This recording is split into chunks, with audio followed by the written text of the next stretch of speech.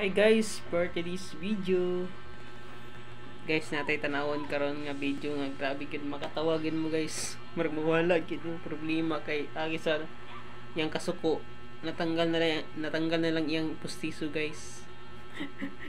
Grabe guys, grabe na akong katawa natanggal yung pustiso.